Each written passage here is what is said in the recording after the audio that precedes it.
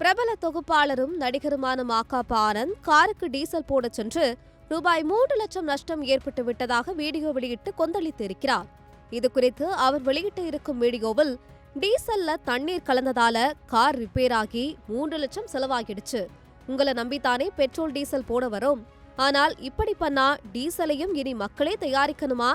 இந்த பங்க் மேல இருந்த நம்பிக்கையே போயிடுச்சு. இத ஆதாரத்தோட நிரூபிச்சதும் கோர்ட்டுக்கு போயிடாதீங்க.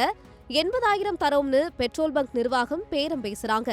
இப்போ நான் என்ன பண்ணணும் என்று கோபத்துடன் பெட்ரோல் பங்கை சுட்டிக்காட்டி பேசியுள்ளார். இந்த வீடியோ சமூக வலைத்தளங்களில் வைரலாக இருப்பதை பார்த்த ரசிகர்கள், அவங்களுக்கு நல்ல ஒரு பாடம் கத்துக் கொடுங்க, நாங்க இருக்கோம், நீங்க தைரியமா கோர்ட்டுக்கு போங்க, அவங்கள சும்மா விடாதீங்க அண்ணா, இவ்வாறு விதவிதமாக அவரின் வீடியோவுக்கு கீழே ஆறுதல் கூறி வருகின்றனர். கார் ரிப்பேருக்கு ஆன செலவையும் தன்னுடைய சமூக வலைத்தளத்தில் ஆனந்த் பகிர்ந்திருக்கிறார். எனவே இந்த விவகாரத்தில் மாகாபா ஆனந்திற்கு நீதி கிடைக்குமா என்பதை காத்திருந்துதான் பார்க்க வேண்டும்.